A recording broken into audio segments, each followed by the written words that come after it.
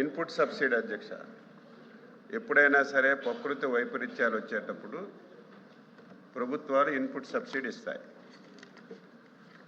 Input subsidy కూడా ఒకసారి చూస్తే హెక్టార్ కింద ప్రతి పంటకి ప్రభుత్వం నిర్ధారణ చేస్తుంది ఇంత డబ్బులు ఇవ్వాలని చెప్పి. అధ్యక్ష, పత్తి, వేరుశెనగ, వరి, చెరుకు అధ్యక్ష 2014 వరకు ఒక హెక్టార్కి 12,000 రూపాయలు ప్రభుత్వాలు ఇచ్చాయి అధ్యక్ష.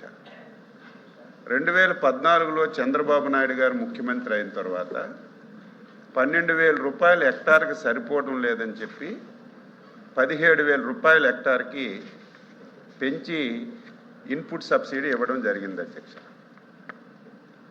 ఈ దేశంలో కానీ ప్రపంచంలో కానీ ఒకసారి ఇన్పుట్ సబ్సిడీ ఏ ప్రభుత్వాలు ఇచ్చినా సరే పెంచకుండా ఉంటారు.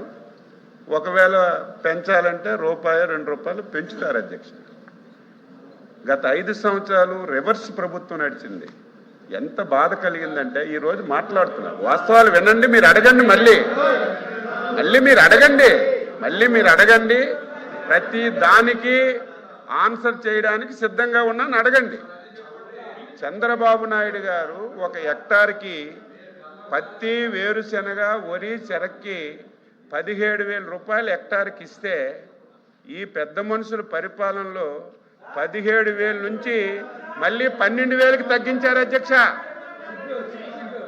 17,000 నుంచి పెంచాలి, కానీ 17,000 నుంచి 12,000కి తగ్గించారు. వీళ్ళు మళ్ళీ ఇక్కడికి వచ్చి రైతుల గురించి మాట్లాడుతుంటే బాధ కలుగుతుంది అధ్యక్ష. మళ్ళీ మేము అధికారంలోకి వచ్చాము అధ్యక్ష.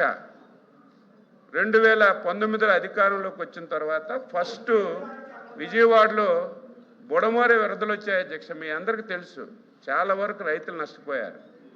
ఆ రోజు ఆలోచన చేసి 12,000 రూపాయలు ఉన్నటువంటి నష్టపరిహారాన్ని ఈ పంటలకి ఏవైతే నేను చెప్పానో, మేము 17,000 ఇస్తే మీరు 12,000కి తగ్గించారు. 12,000 రూపాయలు ఉన్నటువంటి నష్టపరిహారాన్ని 25,000 రూపాయలకు పెంచాం అధ్యక్ష. మొన్నను జీవో కూడా ఇచ్చాం. ఇచ్చి బుడమేరు వరదల్లో 24 గంటల్లో వారం రోజుల్లో మొత్తం సర్వే చేసి 370 కోట్లు నష్టపరిహారం రైతులకు ఇచ్చాం అధ్యక్ష. ఆంధ్రప్రదేశ్ చరిత్రలో రైతులకే కాదు, ఫస్ట్ టైం డైరెక్ట్గా కౌలు రైతుల అకౌంట్లో నష్టపరిహారం వేసిన ప్రభుత్వం మా ప్రభుత్వం, ఎన్డీఏ ప్రభుత్వం అధ్యక్ష. వీళ్ళు మాట్లాడుతున్నారు. ఈరోజు ఇంకా ఉన్నాయి. మొన్ననే మోందా తుఫాన్ వచ్చింది, మొత్తం సర్వే కూడా చేశాం. కేంద్ర ప్రభుత్వం ఈ మధ్య రిలీజ్ చేస్తే అది కూడా రిలీజ్ చేస్తాం. ఇంతవరకు రాష్ట్ర ప్రభుత్వం 5-6 తుఫాన్లు వస్తే ఒక తుఫాన్కి 25 కోట్లు, ఒక తుఫానికి 34 కోట్లు, ఒక తుఫానికి 310 కోట్లు రిలీజ్ చేసి రైతులకు ఇచ్చాం అధ్యక్ష. మొన్న మోందా తుఫాన్ పెండింగ్ ఉంది, కేంద్ర ప్రభుత్వం రిలీజ్ చేసిన వెంటనే అది కూడా ఇవ్వడం జరుగుతుందని చెప్పి సభ్యులకు తెలియజేస్తున్నాను అధ్యక్ష. ఇక పంటల బీమా అధ్యక్ష, ఈయన మీద ఎంత తక్కువ మీరు మాట్లాడితే అంత గౌరవం మీకు ఉంటుంది అధ్యక్ష. పంటల బీమా అధ్యక్ష ఎంత దారుణంగా అంటే కనీసం ఆ రోజు పరిపాలించినటువంటి పాలకులకి తెలియకపోయినా సరే అధికారులైనా గడిట సలహా ఇవ్వాలి. ఆ రోజు కేంద్రం రాష్ట్రం రైతు కలిసి బ్రహ్మాండంగా పాలసీ ఉండేది అధ్యక్ష. అన్ని రాష్ట్రాలు ఎంటర్ అయ్యాయి. కేంద్ర ప్రభుత్వం ప్రధానమంత్రి ఫసల్ బీమా యోజన, రాష్ట్ర ప్రభుత్వం రైతు కలిసి ఇన్సూరెన్స్ కార్యక్రమం ఉండేది. వీళ్ళు నేను ఉన్నది చెప్తున్నాను, వాస్తవాలు కాకపోతే మీరు ప్రశ్న వేయండి, మళ్ళీ దానికి ఆన్సర్ చెప్తాను. ఈరోజు అటువంటి బ్రహ్మాండమైనటువంటి బీమా పథకం ఉంటే వీళ్ళు గొప్పలకు పోయి ఉచిత బీమా అని పెట్టారు అధ్యక్ష. ఉచిత బీమా అని పెట్టారు. రాష్ట్ర ప్రభుత్వమే ఒక ఇన్సూరెన్స్ కంపెనీ పెట్టింది. ఎవరు ఒప్పుకుంటారు అధ్యక్ష? కంపెనీ పెట్టడానికే వీలు లేదని చెప్పి ఒప్పుకోలేదు అధ్యక్ష. అటు కేంద్ర ప్రభుత్వం ఇచ్చిన స్కీమ్లో లేరు, వీళ్ళు కూడా లేరు. ఒక్క సంవత్సరం అధ్యక్ష, ఒక్క సంవత్సరం ఇన్సూరెన్స్ ఇచ్చారు అధ్యక్ష. ఎప్పుడు ఇచ్చారు? శాసనసభలో మేమందరం ఉన్నాం, 22 మంది శాసనసభ్యులు ఉన్నాం. ఇన్సూరెన్స్ మేము ఇస్తున్నామని చెప్పారు, మీరు ఇవ్వలేదని చెప్పాం, మీరు కట్టలేదని చెప్పాం, మేము ఆధారాలతో సహా చూపించాం, మీరు కట్టామని టోటల్గా బుల్డోజ్ చేశారు. ఆ రోజు ప్రతిపక్ష నాయకుడిగా చంద్రబాబు నాయుడు గారు ఆయన రాజకీయ జీవితంలో మొట్టమొదటిసారి పోడియం దగ్గరికి వెళ్ళారు అధ్యక్ష. పోడియం దగ్గర కూర్చున్నారు. ఆవేళ మీరు అబద్ధం ఆడుతున్నారు, రైతులకు అన్యాయం చేశారని చేస్తే ఆ రోజు రాత్రికి రాత్రే ప్రభుత్వం నుంచి ఇన్సూరెన్స్ ఇచ్చి 1 సంవత్సరం ఇచ్చారు అధ్యక్ష. వీళ్ళు పాపం వల్ల కేంద్ర ప్రభుత్వంలో మళ్ళీ చేరారు. ఏదైతే కొత్త స్కీమ్లో వీళ్ళు చేరారు అధ్యక్ష. రాష్ట్ర ప్రభుత్వం కొత్త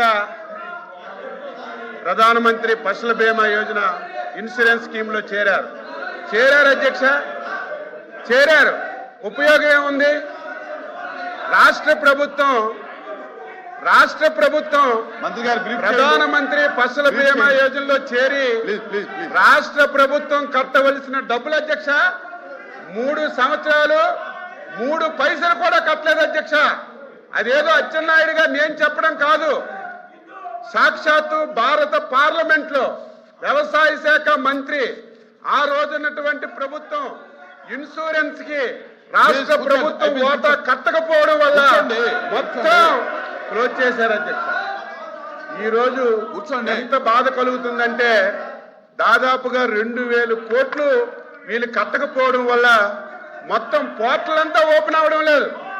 మళ్ళీ ఈ రోజు మేము వచ్చి ముఖ్యమంత్రి గారు ఒక సబ్ కమిటీ వేశారు అధ్యక్ష. సోదరులు మనోహర్ గారికి, నాకు, మా ఫైనాన్స్ మినిస్టర్ గారికి, మేము ముగ్గురం మళ్ళీ కూర్చొని పాత విధానాన్ని తీసుకొచ్చాం. రైతులు, కేంద్ర ప్రభుత్వం, రాష్ట్ర ప్రభుత్వం కలిసి మళ్ళీ ఆ స్కీమ్లోకి తీసుకురావాలి. దానికి కూడా మేము ఉచిత బీమా పెట్టాం, ఈ ప్రభుత్వం ఎత్తేసిందని.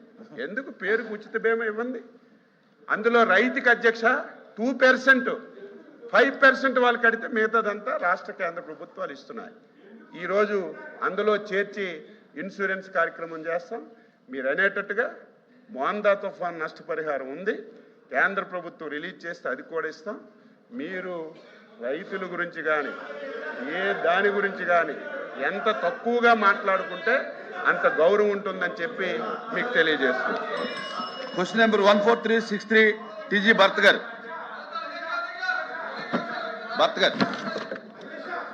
ఇంకా లేదు, ఇంకా సప్లిమెంటరీ అయిపోయిందండి. కూర్చోండి. ఇంకా అయిపోయింది. ఇప్పుడుగా చాలా టైం అండి, చాలా టైం అయింది. Growth centre next question. దాదాపు 1150 ఎకర్స్ మనం ఇవ్వడం జరిగింది అధ్యక్ష. దాంట్లో common facilities, roads, open space, amenities అవన్నీ పోతే టోటల్ డెవలప్ చేసిండేది 816 ఎకర్స్ అధ్యక్ష. దాంట్లో వేరే ఫార్మాట్ లో వేరే గారండి 508 ఎకర్స్ అయిపోయింది. క్వశ్చన్ అయిపోయింది అధ్యక్ష. 390 ప్లాట్స్ వేరే నోటీస్ 218 యూనిట్స్ ఇంప్లిమెంట్ చేయడం జరిగింది. బ్యాలెన్స్ 15 యూనిట్స్ అండర్ ఇంప్లిమెంటేషన్ లో ఉంది. ఇంకొక 28 units under not yet implemented అధ్యక్ష. మొదటి ప్రశ్నకి. రెండో ప్రశ్నకి సమాధానం అధ్యక్ష. జిందాల్కి సంబంధించింది 1166 acres private industrial park develop చేస్తున్నారు అధ్యక్ష. At a cost of 531 crores. Employment generation around 45,000 crores, 45,000 కి వచ్చేదానికి అక్కడ జాబ్స్ వచ్చేదానికి అవకాశం ఉంది అధ్యక్ష. అది లేఅవుట్ అప్రూవల్, ఇంకా లేఅవుట్ స్టార్ట్ చేసే దాంట్లో జిందాల్ వాళ్ళు రెడీ చేస్తున్నారు అధ్యక్ష. పటాంజలికి సంబంధించింది అధ్యక్ష. మొత్తము 172 ఎకర్స్లో రివైజ్డ్ డిపిఆర్ ఇవ్వడం జరిగింది అధ్యక్ష. దాంట్లో 90 ఎకర్స్ ఫుడ్ పార్క్కి చేయాలని, బ్యాలెన్స్ టూరిజంని డెవలప్ చేసేదానికో, హెల్త్ సంబంధించిన వెల్నెస్ సెంటర్ అది చేయాలనేది ఇవ్వడం జరిగింది అధ్యక్ష. సిడి లేదండి. ఈ ప్రశ్నకి అధ్యక్ష ఆ ల్యాండ్స్ ఏవైతే అలాట్ చేశారో అవి వాళ్ళు కానీ ఇంప్లిమెంట్ చేయకపోతే అది క్యాన్సిల్ చేసి వేరే ఇండస్ట్రియల్ యూనిట్స్ ఎవరైతే అప్లై చేసిన వాళ్ళకి ఇవ్వడం జరుగుతుంది అధ్యక్ష. అధ్యక్ష, మరి ఈరోజు ల్యాండ్ ఎక్విజిషన్ గురించి బొబ్బులి గ్రోత్ సెంటర్ గురించి మంత్రి గారు ఇచ్చిన రిప్లైలో కొంత వాస్తవం ఉన్నప్పటికీ ఈ రాష్ట్రంలో దేశంలో ల్యాండ్ ఎక్విజిషన్ పేరుతోటి అభివృద్ధి పేరుతోటి కొన్ని వేలాది ఎకరాలు తీసుకుంటూ మరి అవి నిరుపయోగంగా ఉండిపోయే అధ్యక్ష. బొబ్బుల్ గ్రోత్ సెంటర్కి వస్తే మరి మంత్రి గారు చెప్పినట్టు 1150 ఎకరాల్లో ఇంకా 300 ఎకరాలు వేకెంట్గా ఉందని, ఇంకా ఆ 300 ప్లాట్స్లో కూడా ఇంకా 129 ప్లాట్స్ ఖాళీగా ఉన్నాయి అధ్యక్ష. ఇది తీసుకొని 1995లో తీసుకున్నారు అధ్యక్ష. 30 సంవత్సరాలు అయినప్పటికీ కూడా అక్కడ ఎటువంటి డెవలప్మెంట్ లేదు, ఏ ఇండస్ట్రీ కూడా అక్కడ వర్క్ చేయడం లేదు. ఏదైతే ఎంప్లాయ్మెంట్ ఇస్తామని చెప్పి ఆ రోజు రైతులందరినీ నమ్మించి మరి భూములు తీసుకున్నారో అది కార్యక్రమం జరగలేదని మీ దృష్టికి మీ ద్వారా ప్రభుత్వ దృష్టికి తీసుకొస్తూ, అలాగే జిందాల్ కూడా 2006 సంవత్సరంలో ల్యాండ్ ఎక్విజిషన్ అని land elimination process, land acquisition కూడా చేయలేదు అధ్యక్ష. చేయకుండా అక్కడున్న ఎవరైతే ఎస్సీ ఎస్టీ రైతులు ఉన్నారో వాళ్ళ భూములన్నీ కూడా ఎలిమినేషన్ పద్ధతిలో తీసుకొని ఇప్పటికి 18 సంవత్సరాలు అయినా కానీ అసలు ఆ కంపెనీ వాడు అక్కడికి ఆ భూమి మీదకి రాలేదు. రైతుల ఆధీనంలో భూములు ఉన్నాయి. ఇప్పుడు గత జూన్ నెల నుంచి కూడా పోలీసుల్ని అక్కడ పెట్టి పోలీస్ యంత్రాంగాన్ని పెట్టి రైతులను బలవంతంగా ఖాళీ చేసి ఎంఎస్ఎంఈ పార్క్ చేయడానికి అది ప్రభుత్వం అలాగే కంపెనీ కూడా ప్రయత్నం చేస్తున్నప్పటికీ కూడా రైతులందరూ కూడా కోర్టులో కూడా ఆశ్రయించిన పరిస్థితి కూడా మీ ద్వారా ప్రభుత్వాన్ని మరొకసారి గుర్తు చేస్తూ, అంతేకాకుండా పతంజలికి కూడా